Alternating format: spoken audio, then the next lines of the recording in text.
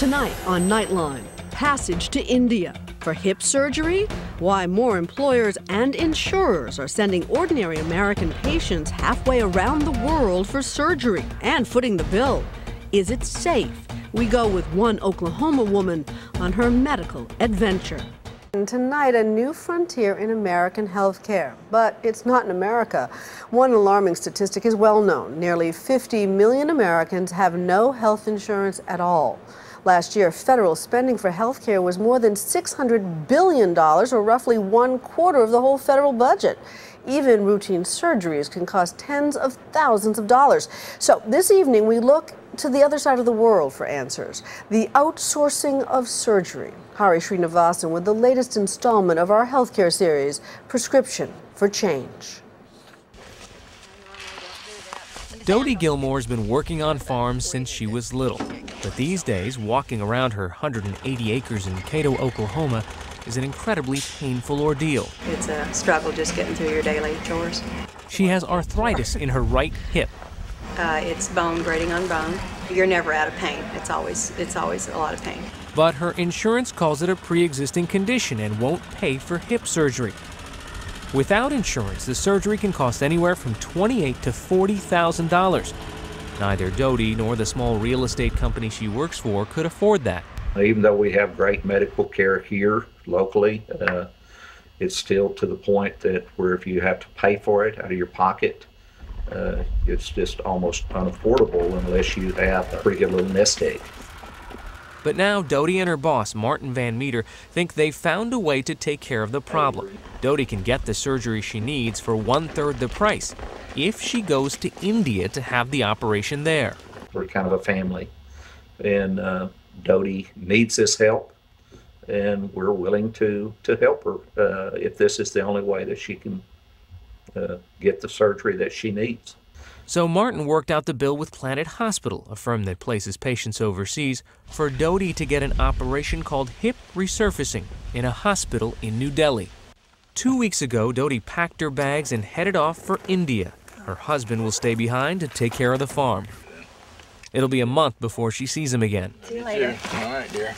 We leave Dallas at 2:09, I think, and we fly into LAX. I am nervous, absolutely. Very. This is not something I've ever done before, and it's a long way from home for a long time. The journey will take her more than 30 hours. It's going to be hard because when you sit a long time, it hurts, but so does walking hurts. To get through the pain of long flights, she's had to schedule stops so she can rest. This is the first stop, Los Angeles. Here, Dodie meets her sister Carol, who's traveling with her overseas. You're here. Oh, I was trying to find the guy with the Planet Hospital. And Rudy Rupak of Planet Hospital, who's done this 200 times this year alone. How was your flight? We're fine. Wonderful. Okay. This is your itinerary. So what I have to say is all you have to do is show up. And that literally is the case with us. We take care of everything from booking their hospital, the airlines, their hotels. When they arrive in the country of their choice, one of our team members is there to meet them. After 12 hours in the air, they make a second stop in Bangkok. And 8 hours after that, they finally arrive in New Delhi, India. Have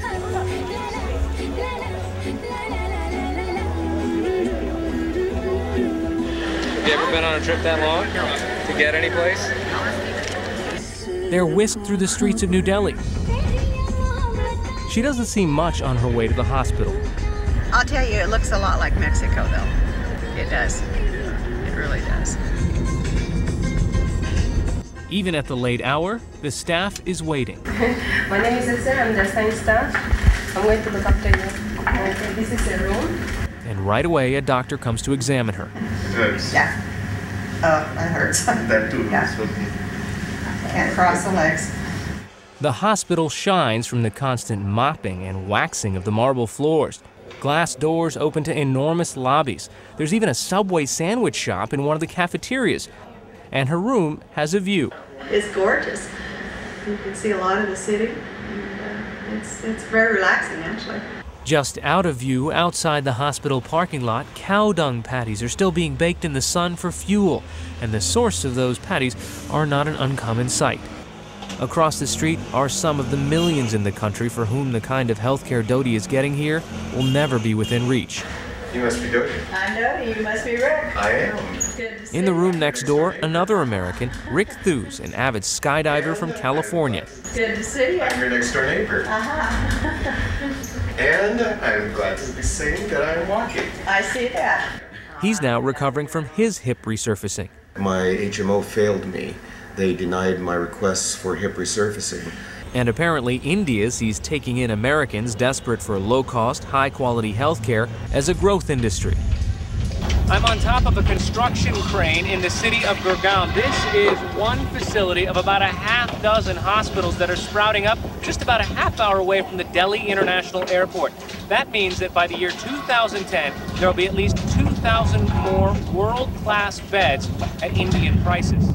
What do doctors in the U.S. have to say about all this? I think the number of people considering going overseas for care should be an absolute red star, if you will, to health policymakers, to everyone in elected office, that this system is in serious trouble. American doctors do point out that there are reasons to be cautious. What happens if you have a complication? Not 24 hours after your procedure, because presumably you'll still be under the care in whatever country you went to. But what about 6 weeks later? Are you going to get back on an airplane and go back to the Far East? Or are you going to have to find a physician here who's willing to take on the care in the middle of a problem? The doctors in India say they'll send their patients home with the entire medical record of the procedure and will be available anytime for consultation over the phone. During Dodi's visit, there are a few lapses in communication. Well, I just don't understand. Let's see, they've got numbers in front of everything, so I don't understand what their numbers are. Tablets, listen. Is there a language barrier here? I mean, these guys are speaking English. A little bit. It's somewhat hard to understand, but you can get through it. Just need to ask more questions, and they'll send somebody in that will interpret for you if you need to. After 2 days of pre-op testing, it's time for the surgery.